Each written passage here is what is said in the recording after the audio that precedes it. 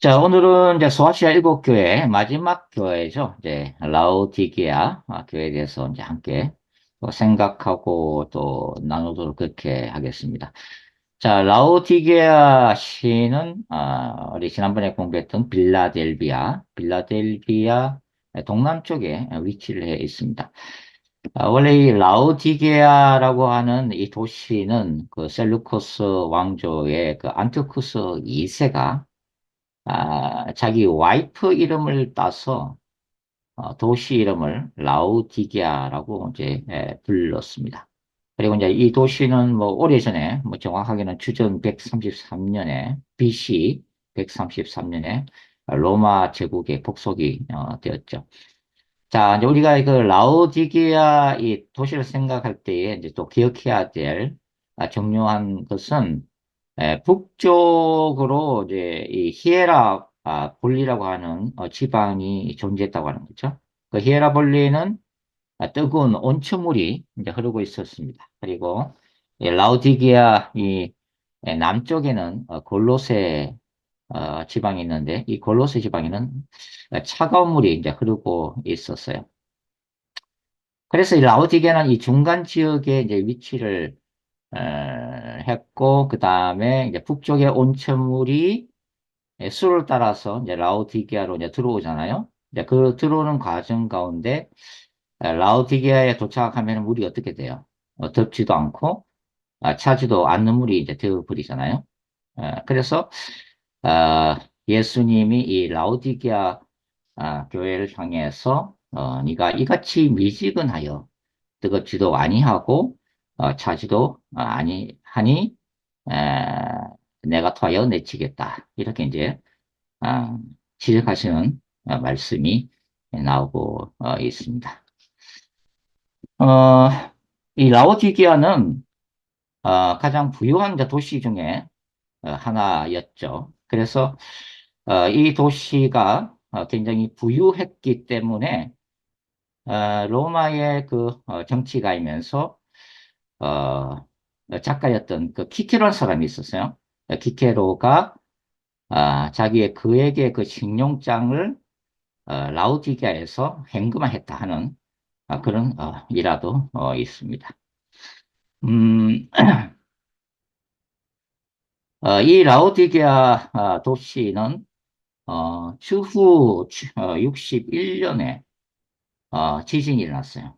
그 지진이 나가지고 파괴가 되었는데 61년이면은 네로 황제가 이제 로마를 불살랐던 때가 이제 아, 그 주후 64년이죠. 로마 대화재 사건이.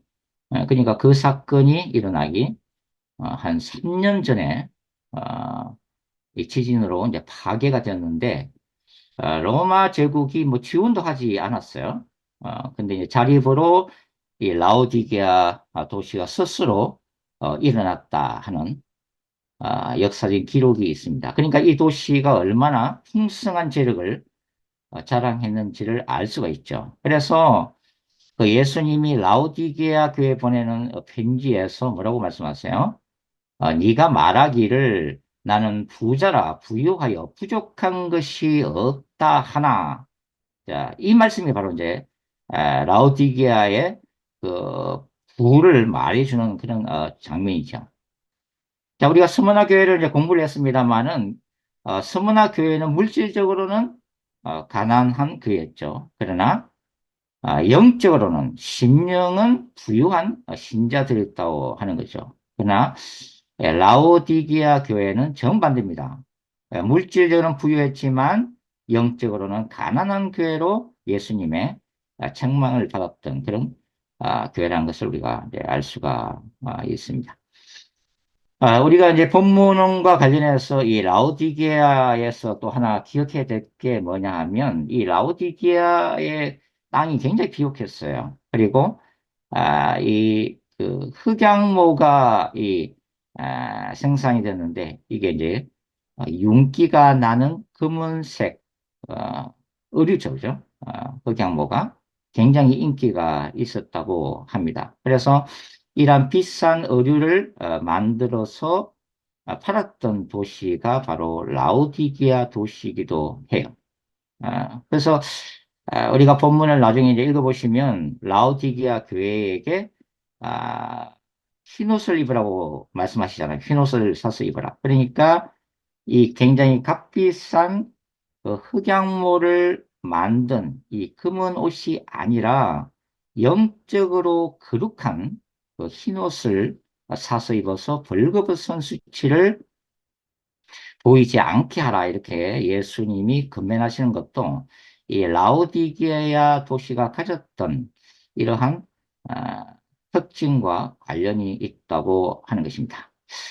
자, 이 도시가 이제 61년에 주 61년에 이제 지진이 났고 그 다음에 세월이 흘러서 주 7세기경에 대지진으로 도시 전체가 무너지게 됩니다. 그래서 이 라오디게아 도시의 번영이 이제 끝나게 되죠. 자, 우리가 이제 라오디게아 또 도시와 관련해서 또 이제 알아야 될 것은 뭐냐면, 이 라오디게아 서북쪽으로 치료의 신 아스클레피우스, 우리 치료의 신 아스클레피우스를 제가 몇 번 언급을 했습니다. 여기 이제 이 아스클레피우스의 이제 숭배지가 자리 잡고 있고, 이게 치료의 신이니까 굉장히 의학이 발전됐겠죠. 그래서 인류 최초의 일종의 메디컬 센터가 자리 잡게 됩니다. 그리고 제약회사가 세워져서 뭐 위장병이나 피부병에 좋은 약들이 제조가 되었다고 그렇게 전해지고 있죠. 그리고 또 특별히 이제 이 지역에는 그 나드 향으로 만든 귀에 넣는 약과 그 다음에 이 버루기아 가루약을 기름에 익혀서 만든 그 눈에 바르는 연고가 굉장히 유명했다고 그래요. 그래서 예수님이 이 라오디게아 교회를 향해서 또 뭐라고 말씀하시죠? 18절에 내게서 불로 연단한 금을 사서 부유하게 하고 흰옷을 사서 입어 벌거벗은 수치를 보이지 않게 하고 그 다음에 안약을 사서 눈에 발라 보게 하라 하신 그 이유를 알 수 있게 됩니다. 지금까지 우리가 소아시아 일곱 교회를 쭉 훑어봤습니다만은 이 소아시아 일곱 교회에 보내는 메시지를 받는 그 교회들은 예수님이 영적인 진리를 그 도시적인 상황과 관련해서 말씀하셨기 때문에 그 의미가 무엇인지 즉각적으로 이해를 했다고 하는 거죠. 그런데 이제 오랜 세월이 지난 우리 21세기를 살고 있는 저희들은 이 시대적인 1세기 상황을 이해를 하지 않고서는 예수께서 왜 이런 말씀을 하셨는지 이해를 못하게 되는 거죠. 네. 그렇기 때문에 이 라오디게아 여러 가지 상황이 바로 예수님이 아, 그 메시지를 전하는 하나의 도구로 사용했다 하는 것을 우리가 이제 알 수가 있습니다. 자, 이 라오디게아 교회 공동체의 설립자는 골로새서 1장 7절 하면은 에바브로입니다. 에바브로. 에바브로가 세운 것으로 추정이 되어지고 라오디게아 교회는 이 사대 교회와 좀 상황이 비슷했다고 말씀을 드렸잖아요. 외적인 로마 제국으로부터의 대대적인 박해도 없었고, 그 다음에 교회 공동체 안에서 일어나는 어떤 내적인 어떤 이란 사상도 없었다고 하는 거예요. 그래서 이 라오디게아 교회는 한마디로 이 평온한 신앙을 할 수 있는 말 그대로 신앙의 무풍지대에 존재를 하는 축복을 누렸습니다. 그런데 이 라오디게아 교회는 무너지게 되죠. 뭐 때문에 무너졌어요? 사대교회와 비슷합니다. 바로 도시의 물질적인 부요함, 그리고 돈을 숭배하는 만모니즘, 그리고 영적 나태함, 뭐 이런 가운데 믿음과 영성이 침몰했던 교회가 바로 라오디게아 교회였다 하는 것을 우리가 이제 알 수가 있죠. 자, 이런 라오디게아 교회에 보내는 그리스도의 편지, 예수님은 자신을 어떻게 속이라고 했어요? 처음에 아멘이신 분, 아멘, 그죠? 아멘이신 분, 즉 충성되고 참된 증인이시오. 하나님의 창조의 근본이신 이가 가라사대 말씀하시되 이렇게 이제 소개를 하고 있습니다. 자, 원래 이제 이 창조의 근본이신 이 아멘 이 개념을 이해하려면 우리가 이제 구약의 이사야서를 찾아봐야 되는데 그 구약의 이사야서 이제 65장 쭉 읽어보시면 뭐 찾을 필요는 없으실 것 같아요. 그냥 제가 말씀을 그냥 간단히 드릴게요. 16절과 17절 보시면 이사야 선지자를 하나님을 어떤 하나님으로 소개하냐면은 아멘의 하나님. 그 아멘의 뜻이 뭐예요? 아멘, 아멘. 진실로, 진실로 이런 뜻이죠. 그래서 아멘의 하나님이란 것은 God of Truth, 진리의 하나님을 의미합니다. 그래서 이 이사야가 이 하나님, 야훼 하나님을 아멘의 하나님으로 소개하면서 환란이 지나고 새하늘과 새 땅을 창조하시는 분으로 묘사를 하고 있습니다. 이사야 65장에서. 자, 그렇다면 예수님이 이 라오디게아 교회에 보내는 이 편지에서 이렇게 자신을 소개하는 이유가 있을 거잖아요. 무슨 의미라고 볼 수가 있죠? 뜨겁지도 않고 차갑지도 아니한 미지근한 신앙을 가진 라오디게아 교회를 향해서 주님은 자신이 이 땅에 있을 때 충성된 정인으로서 살았다고 하는 그 모본을 따르라고 지금 촉구하고 있는 거죠. 예수 그리스도를 증거라고 지금 얘기하고 있는 거예요. 라오디게아 교회. 그러면서 이 라오디게아 공동체가 다시 한번 주님에 대한 신실한 정인으로 세워지기를 소원하고 계시는 거죠. 그러면서 예수님 자신이 이 만유의 창조주로서 새로운 어떤 창조 역사를 일으키기를 원하는 거예요. 어디 안에? 라오디게 안에. 뜨겁지도 아니하고 차갑지도 아니한 이 라오디게 안에 새로운 창조의 역사를 기대하고 계신다는 의미에서 바로 라오디게아 교회 이런 이미지로서 예수님 자신을 소개하고 있습니다. 자, 우리가 처음에 이제 그 그림 한 장을 봤잖아요. 사실은 이제 이 그림은 이제 홀만 헌트가 그렸던 세상의 빛이라고 하는 그런 그림입니다. 여러분들 한 분 정도는 봤을 거예요. 근데 여기 이제 문 밖에 서서 닫힌 문을 두드리시는 예수님의 그림은 사실 몇 가지가 나와 있는데 이 홀만 헌트의 이 세상의 빛이라고 하는 이 그림을 보시면 예수님의 등불을 들고 있죠. 예수님 자신이 세상의 빛임을 이제 상징하고 있습니다. 그리고 이제 이 그림을 자세히 보시면은 오랜 세월 그 집이 방치가 돼 있기 때문에 이 뭐 넝쿨이라든지 뭐 이런 그 폐허가 돼 있는 그런 모습을 동시에 볼 수 있고 그다음에 여러분 잘 알다시피 예수님이 문 밖에서 계시지만 뭐야 밖에서 열 수 있는 문고리가 없죠. 그래서 이 집주인이 문을 열어줘야만이 들어갈 수 있는 그 문 밖에서 오랜 세월 동안 예수께서 등불을 켜시고 기다리시는 모습 이것이 바로 이제 홀만 헌터가 그린 세상의 빛이라고 하는 그림입니다. 바로 이 이제 그림이 이제 바로 라우디게아 교회 문 밖에 서 계신 바로 예수 그리스도의 모습인 거죠.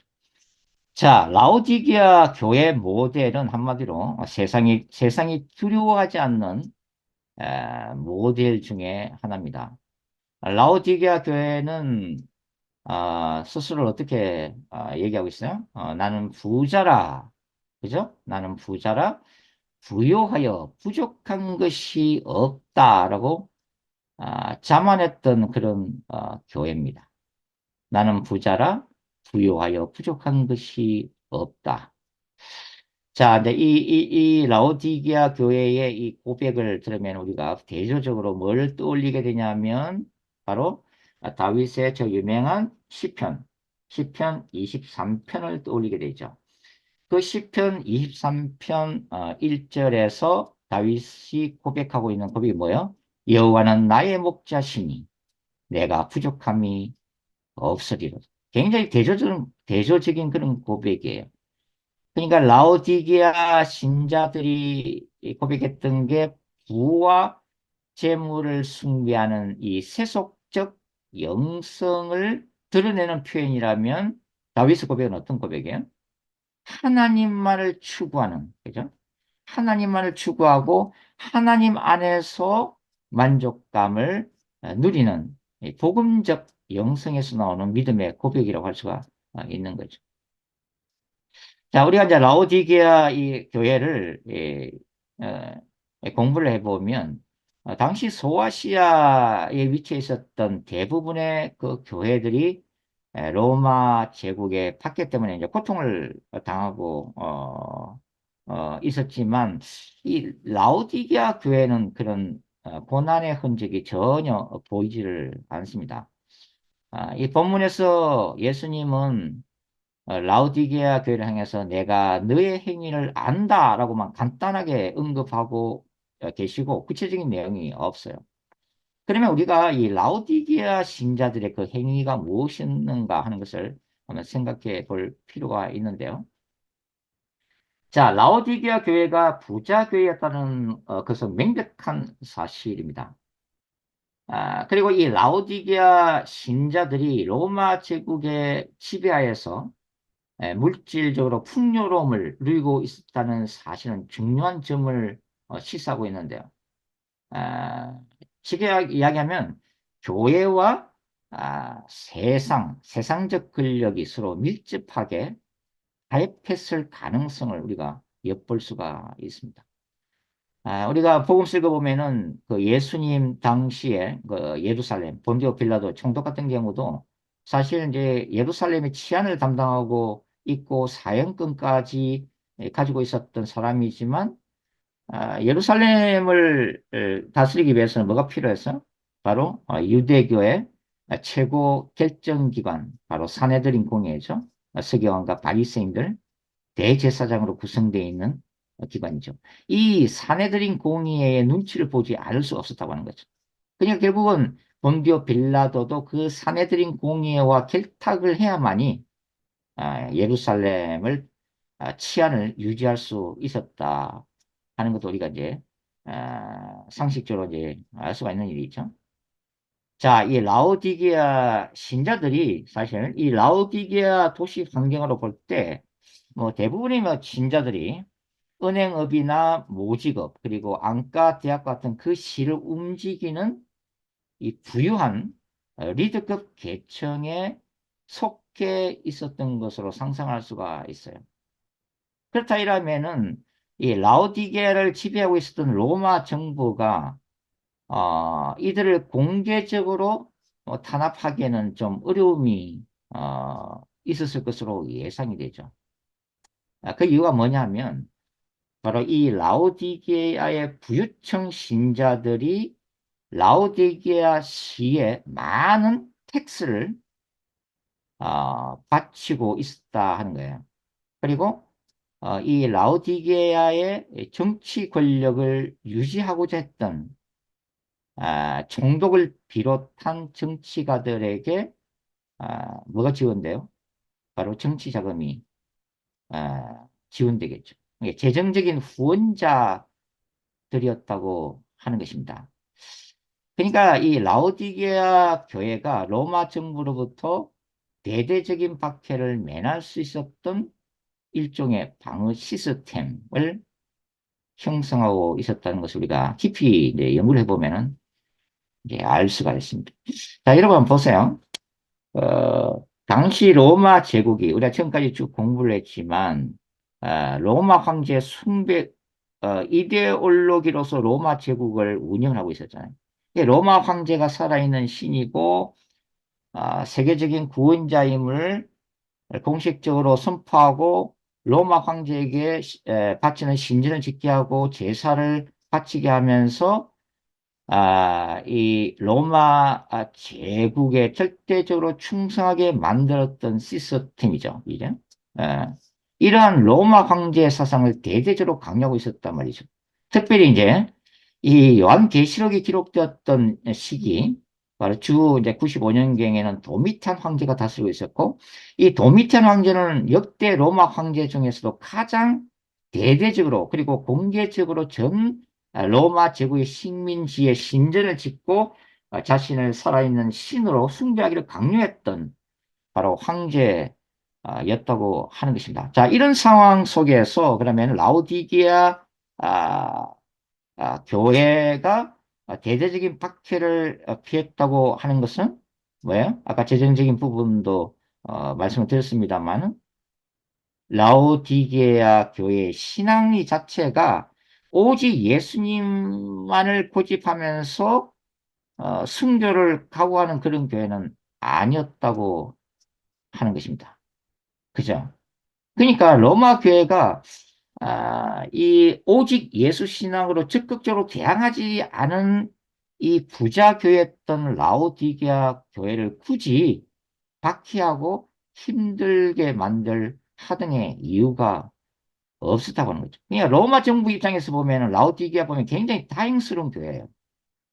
왜냐하면 예수 그리스도를 위한 어떤 이러한 거룩한 전쟁보다는 현실적인 부유함을 기반으로 하는 이 편안함, 안락함을 선택을 한 교회였다고 하는 것입니다. 그래서 저는 이 라오디게아 교회가 바로 이런 미지근한 신앙의 기반 위에서 재정적으로 정치적으로 로마 정부와 타협을 했다고 보는 저는 입장이에요. 그러니까 당연히 이런 라오디게아 교회에서는 버가모 교회가 배출했던 그 충성된 증인 안디바 같은 순교자가 절대로 나올 수가 없었다고 하는 거죠. 자, 그렇기 때문에 이 라오디게아 교회에 보내는 편지에서 예수님은 자신을 우리가 서두에서 살펴본 것처럼 이렇게 아, 예수님 자신을 아, 소개할 수밖에 없었다는 거예요. 라우디게아 교회 사자에게 편지하라. 아멘이시요. 충성되고 참된 정인이시요. 그죠? 이런 표현들이 뭐요? 역설적으로 진리를 잃어버리고 아멘, 충성된 정인이 되지 못했다는 것을 역설적으로 드러내는 거죠. 그러면서 하나님의 창조의 근본이시니가 이러시되 이렇게 편지를 보내고 있는 거죠. 그러니까 예수님은 이 라오디게아 교회를 근본적으로 뒤집어 놓기를 원하시는 거죠. 새로운 창조 역사를 라오디게아 교회 안에서 라오디게아 신자의 심령 안에서 일으키기를 원했다 하는 것을 알 수가 있습니다. 그러니까 라오디게아 교회는 세상을 통치하는 그 로마 황제의 존재는 인정을 한 거죠. 타협을 했으니까. 그러나 하늘과 땅의 창조주 대신 예수님에 대해서는 어떤 열정이나 믿음도 잃어버렸다 하는 것을 우리가 알 수가 있겠습니다. 그러니까 이 주님의 이런 말씀은 이 편지를 받는 라오디게아 공동체 입장에서는 굉장히 날카로운 폐부를 찌르는 날선 금이었다고 하는 거죠. 그래서 이 라오디게아 교회의 모습은 이 야성적이고 본질적인 복음을 잃어버린 교회의 모습이라고 하는 거죠. 그러니까 십자가에 피 묻은 복음을 잃어버리고 세상 사람들의 발밑에 짓밟혀서 밟히는 맛을 잃어버린 소금과 같은 그런 모습이었다 우리가 볼 수가 있습니다. 뭐 많은 그 현대 교회들의 모습이기도 하고 어찌 보면 뭐 우리 자신들의 숨길 수 없는 자아상도 우리가 좀 엿볼 수 있는 구절이기도 합니다. 그러니까 십자가의 복음, 피 묻은 십자가의 그 복음의 삶을 살기보다는, 왜냐면 이거는 이제 희생과 고통이 따르니까요. 어찌 보면 세상과 적당하게 타협하면서 적당하게 이 땅에서 부와 번영, 성공과 출세를 추구하는 안일한 크리스찬의 모습을 우리가 찾아볼 수 있다고 하는 거죠. 다른 말로 이제 저는 이 라오디게아를 어떻게 이제 그리냐 하면 이 편안하고 그 안락한 의자 있잖아요. 거기에 몸을 깊숙이 묻고 또 대형 스크린을 통해서 재미있는 영화를 즐기는 현대인의 모습이 바로 이 라오디게아 교회의 영적인 모습이 아닐까 이제 그런 생각을 해봅니다. 결국은 이 라오디게아 교회 교인들의 착각은 뭐냐면 이 물질적인 풍요로움으로 얻을 수 있는 이 세속적인 만족감에 도취되어 있었다고 하는 거죠. 근데 더 무서운 것은 뭐냐면 라오디게아 교인들이 생각하는 자신들의 그 신앙 상태, 뭐 예를 들어서 그걸 신앙 보고서라고 이제 표현한다면 그 신앙 보고서에다가 뭐라고 적고 있어요? 우리 나는 부족함이 없다고 적고 있잖아요. 부족함이 없는 완벽한 신자들로 높은 점수를 스스로 주고 있다고 하는 거죠. 근데 예수님은 17절에서 이 라오디게아 교회에 대해서 어떤 평가를 내주고 계신 거예요? 17절 보시면 내 공광것과 가련한 것과 가난한 것과 눈먼 것과 벌거벗은 것을 너는 알지 못하도다. 야, 이렇게 평가가 다른 겁니다. 지금. 그러니까 신자들이 스스로 생각하는 자신들의 모습과 예수님이 바라보시는 평가가 하늘과 땅처럼 차이가 있을 수 있다는 것을 우리가 라오디게아 편지에서도 발견을 할 수가 있습니다. 왜 이렇게 평가가 다른 걸까요, 이게? 왜냐하면 땅에서의 평가 기준하고 하늘에서의 평가 기준이 서로 다르기 때문이겠죠. 예. 예수님은 이 영적인 부요함, 이 영적인 부요함을 우선순위로 생각하시는 거죠. 땅의 물질적인 부요함보다. 근데 이 영적인 부요함은 결코 물질적인 풍요로움으로 대체할 수 없다는 것을 날카롭게 지금 말씀하고 있다고 하는 것입니다. 예. 망의 평가는 뭐, 지금도 이제 우리는 세상 속에서는 세상적 잣대를 가지고 사람을 평가하는데, 그거는 뭐 나타난 어떤 결과나 외형만 가지고 삶과 사이의 성공 여부를 평가를 하죠. 근데 예수님은 어떻게 평가를 할까요? 예수님은 성경에 보면은 그 마음의 생각과 동기가 어떠했는지에 초점을 맞추시죠. 하나님의 평가는 믿음으로 행했는지 아니었는지에 기초하고 있는 거죠.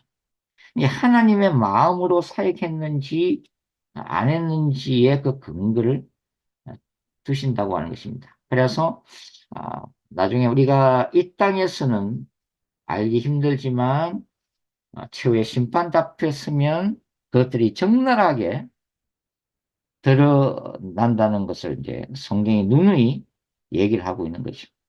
그때는 무엇이 참된 믿음인지, 어떻게 우리가 이 땅에서 주님을 사랑했는지, 우리가 사역하면서도 그 근본적인 동기가 과연 주님을 사랑하고 영혼들을 사랑하기 때문이었는지, 아니면 나 자신의 왕국을 이 땅에서 구축하고 내 이름을 더 드러내기 위해서 사역한 것인지, 숨김없이 이제 드러나게 된다고 어, 하는 것입니다. 그래서 어, 우리 모두가 두려워해야 할 것은 장차 땅에서 그렇게 인정받고 땅에서 위대한 자, 하나님의 나라를 이렇게 세운 자로 칭찬받던 자가 나중에 하늘에서는 지극히 작은 자로 부끄러움을 당할 수도 있다고 하는 거죠.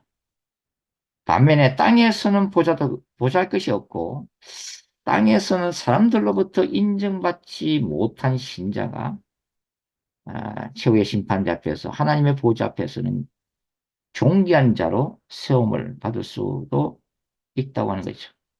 땅에서 영광을 마음껏 누리던 신자가 하늘에서 전혀 상급이 없을 수도 있다 하는 것을 우리가 알 수가 있습니다. 자, 이 미지근한 신앙을 가진 라오디게아 교회를 향해서 이제 16절 보시면 주님 어떻게 말씀하세요? 내 입에서 너를 토하여 내치리라. 이게 무슨 말씀일까요? 내 입에서 너를 토하여 내칠 것이다. 자, 토한다고 하는 것은 이제 음식물을 먹으면은 토하는 경우가 있는데, 그는 일반적으로 생략적으로 우리 몸이 그걸 소화할 수가 없을 때에 토하는 경우가 많잖아요. 그래서 몸이 스스로를 보호하는 건데, 그렇다면 여기서 예수님이 말씀하시는 토하여 내친다는 것은 주님이 도저히 용납할 수 없기 때문에, 그죠? 하나님의 나라에서 도무지 이걸 용납할 수 없기 때문에 버리신다는 굉장히 강한 의미입니다. 이거는 아무리 좋게 완고하게 해석을 해도 이거는 굉장히 심각한 아, 경고를 예수님이 지금 하고 계신다는 거예요. 그러니까 예수님이 보시기에는 이 미지근한 신앙 자체가 예수께서 토해내실 정도로 가정스러운 뭐라는 거예요? 죄악이라는 거죠. 죄악. 그걸 지금 말씀하고 있는 거죠. 그러니까 세상과 그리스도 사이에서 양다리를 걸치고 살아가는 것이 예수님을 아예 모르는 무신론자보다도 더 큰 심판을 받게 된다는 의미에 가깝다고 말씀을 드릴 수가 있습니다. 바알과 야훼 하나님을 동시에 섬겼던 바로 이스라엘 백성들을 향해서 엘리야가 하나님만을 선택할 것을 갈멜산에서 촉구하고 있잖아요. 마찬가지로 지금 예수님도 이 라오디게아 교회를 향해서 강력한 지금 회개를 촉구하고 아, 계심을 우리가 볼 수가 있습니다.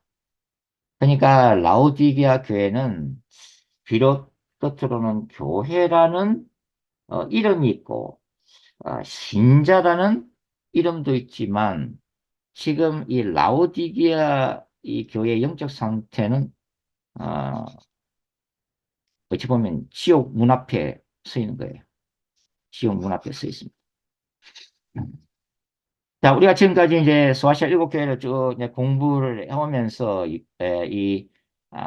요한계시록 2장과 3장에 등장하는 그 이긴 자에게 주시는 하나님의 상급은 바로 계시록 21장과 22장에 소개되는 새하늘과 새 땅, 뉴 제루살렘이라고 말씀을 드렸습니다. 그러니까 종말론적인 상급, 종말론적인 약속을 소아시아 일곱 교회에 계속 주고 계시는 거예요. 예수 그리스도를 믿어 현재적 구원을 얻은 이 땅의 신자들, 에게도 저와 여러분이죠. 여전히 우리는 이긴 자가 되라는 것을 지금 주님으로부터 동일한 명령을 받고 있다고 믿습니다.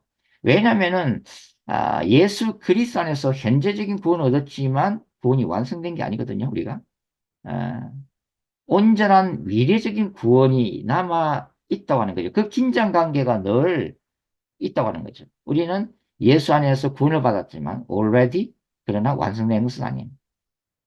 but not yet이에요. 그래서 이 구원이라고 하는 여정은 영원한 천국을 향해서 걸어가는 잠번년의 철로 역정의 주인공과 똑같은 거예요. 그러니까 끊임없이 영적 투쟁의 그 과정 가운데서의 승리를 통해서 얻어진다고 하는 것입니다. 자, 이 예수님은 라오디게아 교회를 적나라하게 그 영적인 실체를 드러내셨어요. 근데 여기서 끝나는 게 아니라 영혼의 의사 되신 예수님은 이제 처방을 하십니다. 그죠? 처방을 어, 하시죠. 그러면서 뭐라고 말씀하세요? 이 라오디게아 시의 도시적인 특성을 상기시키면서 어떻게 말씀하세요? 이렇게 말씀하시죠. 너희는 라오디게아 이렇게 이제 비유하자면 이렇게 이제 말씀하시는 건 똑같은 거예요. 너희는 라오디게아 은행에 예치되어 있는 금이 아니라, 아, 많은 신자들이 이제 금을 예치했겠죠. 고난을 감수하고 얻어지는 정금 같은 부유한 믿음을 내게서 사거라. 이렇게 말씀하시는 거예요. 너희들이 너희의 도시에서 생산한 그 금은색, 고급 옷에 만족하는 것이 아니라, 뭐라고 말씀하시는 거죠? 너희들의 부끄러운 수치를 덮는 신자로서의 합당한 삶을 내게서 배워라. 이렇게 지금 말씀하시는 거죠. 너희들이 사용하는 눈을 고치는 유명한 안약으로 육신의 눈만 고칠 것이 아니라 너희 자신들의 모습이 하나님 앞에서 얼마나 초라한지 볼 수 있는 영적인 눈을 달라고 내게 강구해라. 이게 이제 예수님이 지금 라오디게아 교회에 보내는 이 메시지 속에서 아, 말씀하시고자 하는 참된 의미라고 하는 거죠. 그러면서 물론 내가 사랑하는 자를 책망하여 징계하노니 그러므로 네가 열심을 내라. 회개하라. 예수 그리스도를 더 갈망하고 예수 그리스도를 향한 그 첫사랑, 예수 그리스도 향한 그 뜨거운 신앙을 회복하라는 말씀을 지금 하고 있습니다. 뜨겁지도 아니하고 차지도 아니한 미지근한 신앙을 버리고 다시 한번 첫사랑을 회복해라. 그것이 바로 라오디게아에 보내는 예수님의 눈물 어린 호소라고 우리가 이제 볼 수가 있는 거죠. 자, 우리가 그림에서 봤습니다만은 예수님은 지금 라오디게아 교회 문 밖에서 계속해서 문을 두드리시는 그리스도의 모습을 보여주고 있죠. 우리가 빌라델비아 교회 공부할 때에 예수님 어떤 모습으로 나타나셨죠? 문을 열면 닫을 자가 없고 닫으면은 열 자가 없는 우주적 권세를 가지신 만왕의 왕으로 계시를 하셨죠.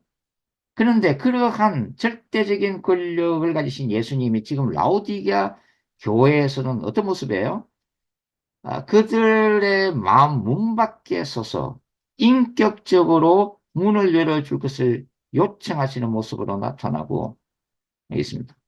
그러니까 사실은 이거는 이 구절은 뭐 불신자를 위한 게 아니에요. 그죠? 어, 예수 그리스도를 이미 영접을 한 신자들. 그러나 그 뜨거운 믿음과 열정을 잃어버리고 세상과 타협한 바로 교인들을 향해서 주시는 말씀이죠. 그런 교회를 향해서 주시는 예수님의 메시지였다고 하는 거죠. 예. 그래서 예수님은 지금 라우디게아 교회 문 밖에, 아니, 그 라우디게아 신자들의 마음 문 밖에서 서서 문을 두드린다. 그러니까 라우디게아 교회가 예수님에 대한 뜨거운 열정을 잃어버린 지가 오랜 시간이 흘렀다는 것을 알 수가 있죠. 그러니까 세상 속에서 그 물질적인 풍요로움 때문에 세상의 돈과 권력과 타협하면서 많은 느끼는 그 세상 재미 때문에 예수님을 잃어버린 거예요. 예수님을 잊어버리기도 했고 예수님을 잃어버렸다. 교회 안에서 예수님을 잃어버린 거예요. 그래서 예수님은 문 밖에 서서 라오디게아 교회에 예배도 못 들어가신 거죠, 지금. 음. 그러니까 라오디게아 교회는 매주 이제 부자 교회이기 때문에 화려한 옷도 입고 아주 웅장한 예배도 드리고 또 풍성한 또 물질을 헌금으로 바치고 주님도 찬양하고 말씀도 읽고 기도했지만은 문제가 뭐죠? 그게 그들의 영혼 깊은 곳에서부터 나오는 열정, 예수님에 대한 사랑으로 향한 것이 결코 아니었다고 하는 거죠. 이런 신자들 우리는 종교인이라고 부르죠. 또는 교인이라고 부릅니다. 교인. 그러니까 예수님은 그 역겨움을 참으실 수가 없었다고 하는 거죠. 교회가 예수님의 이름은 있지만 예수님의 영광이 떠나버린 교회 모델이 라오디게아 교회라고 할 수가 있습니다. 그래서 엄밀한 의미에서 보면 라오디게아 교회는 교회가 아니라 세상적인 사교 클럽입니다. 사교 클럽이죠. 사교 클럽이죠. 종교 액세서리를 가지고 종교 행위로 만족감을 누리고 정신적인 평안을 채우려고 하는 하나의 사교 클럽입니다. 라오디게아 교회는. 자, 이런 교회. 그런데 이제 계속 오늘 본문을 읽어보시면 예수님은 이 라오디게아 교회를 포기할 수가 없었다고 하는 거예요. 왜 그렇죠? 라오디게아 교회를 너무나 사랑하셨기 때문입니다.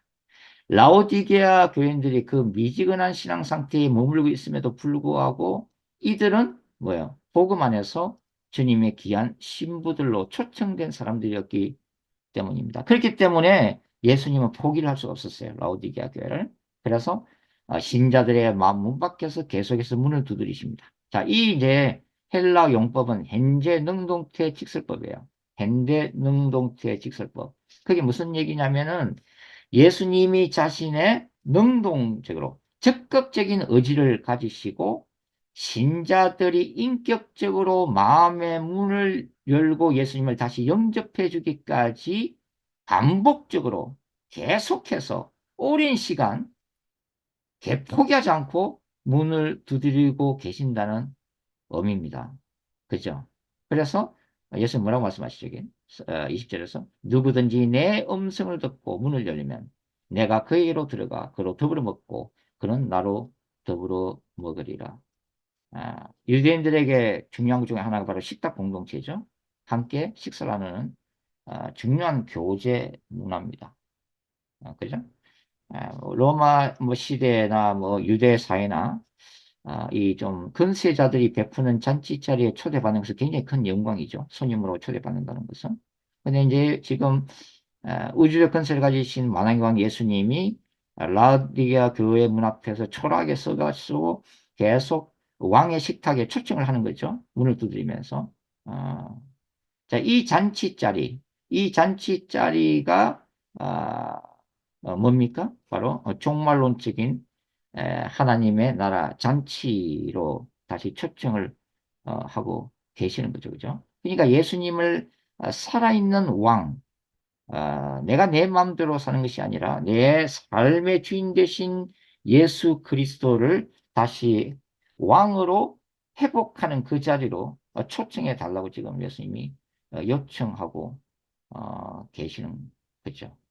바로 이러한 종말론적인 하나님의 잔치 자리는 제가 계시록 19장에서 예수님의 재림에서 바로 하늘에서 벌어지는 어린 양의 혼인잔치다. 어린 양의 혼인잔치. 영원한 신랑 대신 예수께서 신부된 에, 교회를 영원한 하나님의 나라, 새하늘과 새 땅으로 데려가서 신방을 꾸미게 되는 그 영원한 하나님의 잔치 자리, 종말론적인 잔치 자리로 제가 소개한 적이 있습니다. 이 라오디게아 교회는 뭐 여러 가지 이제 우리가 배울 것도 많고 사실은 제가 묵상할 것도 많습니다. 아, 재물을 가지고 있다는 거, 부자라는 그 자체가 잘못된 건 전혀 아니죠. 중요한 것은 뭐냐면 나에게 허락되어 있는 재물과 그 부를 가지고 내가 그 부의 슬레이브가 될 것이냐, 아니면은 내가 그 부의 메스터로서 내가 주인 역할을 하면서 그 부와 재물을 진정한 하나님의 나라를 위해서 쓸 것이냐 하는 것은 우리 선택에 달린 거죠. 우리 선택이. 어리석은 부자가 아니라 하나님의 나라를 위해서 부와 재물을 지혜롭게 쓸 수 있는 청지기직이 사실은 성경이 우리에게 가르치는 아, 교훈이라고 할 수가 있습니다. 자, 우리가 지금 이제 에베소 교회부터 라오디게아 교회까지 7교회를 쭉 이렇게 오버뷰를 했습니다. 7교회, 각 교회에 보내진 메시지. 그 메시지는 사실 요한계시록 전체적인 그림을 이루는 작은 퍼즐과도 같습니다. 자, 요한계시록은 소아시아 7교회들을 돌아가면서 읽었던 회람용 서신이라고 말씀을 드렸죠. 그러니까 라오디게아 교회는 라오디게아 보내는 그리스도의 메시지를 통해서 자신들의 부끄러운 모습을 다시 한번 직시를 했을 뿐만 아니라 나머지 교회들, 에베소 다른 교회들에 보내진 예수님의 편지를 통해서도 많은 것들을 동시에 배워야만 했다고 하는 것입니다. 결국은 이게 뭐냐면 일곱 교회라고 표현되어 있는 이 땅의 수많은 교회들은 각자의 상황 속에서 우리 각자 신자들도 마찬가지지만 각자의 상황 속에서 싸워야 될 싸움이 있다고 말씀을 드렸습니다. 저와 여러분이 각자 싸워야 될 거룩한 전쟁이 있는 거죠. 그런데 이 각자가 싸워야 될 그 자기가 이 서 있는 자리에서의 그 작은 싸움에서 각자가 승리해야만이 교회 전체가 싸우고 있는 뭡니까? 사탄의 나라와의 이 우주적 전쟁에서도 승리할 수 있다고 하는 거예요. 이게 다 연결되어 있다고 하는 것입니다. 내가 승리해야 되고 다른 교인들도 승리해야 되는 거죠. 그죠? 예. 우리 모두가 각자가 승리해야 되는 거예요. 그리고 한 개교회가 승리할 뿐만 아니라 다른 교회가 또 승리해야 되는 거예요. 그럼 규모가 크든 작든 관계없이 이 땅의 교회들이 함께 승리할 때에 이 거대한 우주적인 하나님의 나라가 온전하게 만들어져 갈 수 있다고 하는 거예요. 그러니까 함께 지금 영적 전쟁터에 우리는 함께 싸우는 하나님의 군대라고 하는 것입니다. 그렇기 때문에 이 소아시아 일곱 교회 헤람 서신은 어, 우리 자신의 모습뿐만 아니라 다른 교회의 장점과 단점을 득보고 들으면서 배워야 했고 우리가 함께 싸워 나가야 할 대적이 무엇인가를 함께 생각하면서 다른 교회를 위해서 중보기도 해줄 필요성을 이 회람 서신을 통해서 어, 배울 수가 있었다고 이제 하는 거죠. 자, 오늘 이 라오디게아 교회를 어, 공부하면서 예수님이 이 마지막에 이 라오디게아 교회에 주시는 상급을 얘기를 하고 있는데 21절과 25절 보시면 이기는 그에게는 내가 내 보좌에 함께 앉게 하여 주기를 내가 이기고 아버지 보좌에 함께 앉은 것과 같이 하리라. 귀 있는 자는 성령이 교회들에게 하시는 말씀을 들을지어다. 자, 라오디게아 교회가 승리할 거룩한 전쟁의 대상은 뭐였어요? 마모니즘이죠. 마모니즘. 물질주의에 침몰했었기 때문에 마모니즘이죠. 세상과 타협한 거죠. 그러한 그 자신이 싸워야 될 영적인 싸움에서 승리할 때에 주님은 어떤 약속을 라오디게아에 주시죠? 내가 내 보좌에 함께 앉게 하여 주기를 내가 이기고 아버지 보좌에 함께 앉은 것과 같이 하리라. 자, 성약이 되었을 때 이 약속이 어디서 성취된다고 그랬어요?